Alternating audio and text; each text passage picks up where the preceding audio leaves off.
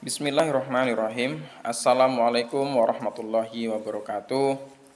Pemirsa yang dirahmati Allah, Alhamdulillah rabbil alamin, wassalatu wassalamu ala asrafil anbiya'i wal mursalin wa ala alihi wa sahbihi ajmain.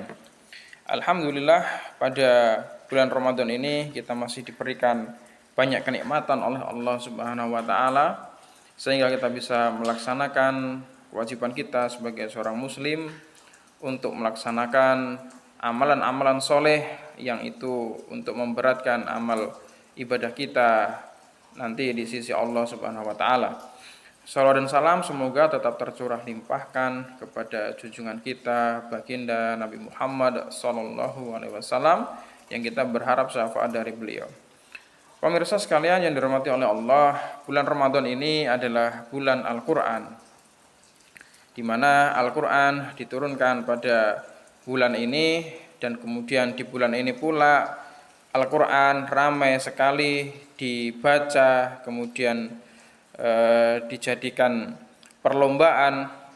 Kemudian Al-Quran itu juga menjadi sesuatu yang sangat penting sekali, banyak diperingati di acara-acara misalnya seperti Nuzulul Quran dan lain sebagainya. Ini menandakan bahwa kaum muslimin menjadikan Al-Quran ini memang memiliki ruh secara spiritual terhadap kehidupan masyarakat. Dan ini patut kita syukuri bahwa kaum muslimin masih terikat ruhnya dengan Al-Quran. Namun kita juga harus melihat ada satu aspek yang sampai saat ini Al-Quran masih ditinggalkan dari segi aspek politik atau aspek siasa. Mengapa demikian? Karena memang Al-Quran itu sendiri tidak terlepas dari yang namanya aspek politik.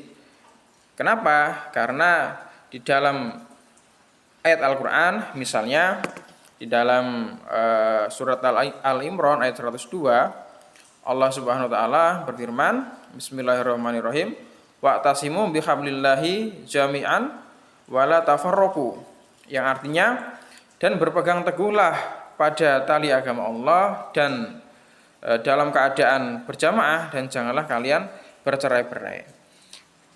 Pemirsa sekalian, ayat ini menunjukkan bahwa kaum muslimin itu diperintahkan untuk berpegang teguh pada tali agama Allah dan mereka dilarang untuk bercerai-berai. Ini menunjukkan bahwa kaum muslimin itu harus bersatu di bawah satu kepemimpinan yang kemudian dipimpin oleh seorang imam atau khalifah. Nah, persatuan inilah yang kemudian disebut dengan persatuan politis.